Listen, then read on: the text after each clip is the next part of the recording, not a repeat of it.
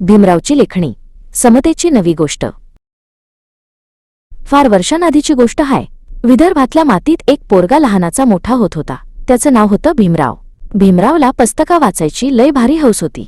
जे काही हातात येईल ते तो अगदी मनापासून वाचायचा. तो म्हणायचा, बुवा शिकावं तर लागलच, शिक्षणाशिवाय आपली प्रगतीच नाही.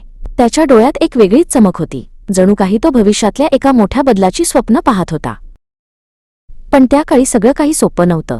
शाळेत जाताना भीमरावला वर्गाच्या बाहेर बसावं लागे.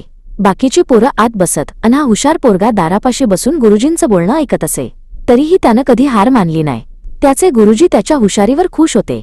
भीमरावनं मनात पक्क केलं होतं की एक दिवस तो असा कायदा बनवल की प्रत्येकाला वर्गात मानानं जागा मिळालं. भीमरावचे बाबा रामजी त्याला नेहमी धीर द्यायचे.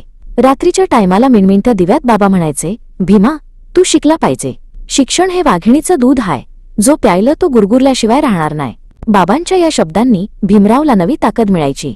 गरिबी होती, अडचणी होत्या, पण भीमरावचा शिक्षणावरचा विश्वास जराही ढळला नाही. भीमरावची जिद्द एवढी मोठी होती की तो समुद्र पार करून सातासमुद्रापलीकडे शिकायला गेला. मोठमोठ्या पदव्या मिळवल्या, बॅरिस्टर झाला. पण तिथं गेल्यावरही त्याला आपल्या माणसांची काळजी सतावत होती.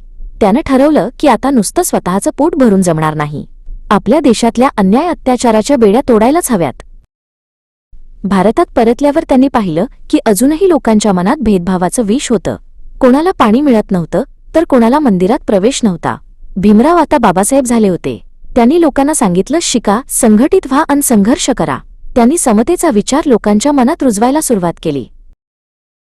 एका मोठ्या सत्याग्रहाच्या वेळी त्यांनी चवदार तळ्याचं पाणी आपल्या हातांनी स्पर्श करून चवीला लावलं. पाणी हे सर्वांसाठी हाय, असा संदेश त्यांनी दिला. तिथं असलेल्या लोकांच्या डोळ्यात एक नवा प्रकाश दिसू लागला. बाबासाहेबांनी दाखवून दिलं की लढा फक्त हातांनी नाही तर विचारांनी अन कायद्यानं द्यायचा असतो. मग तो मोठा दिवस आला.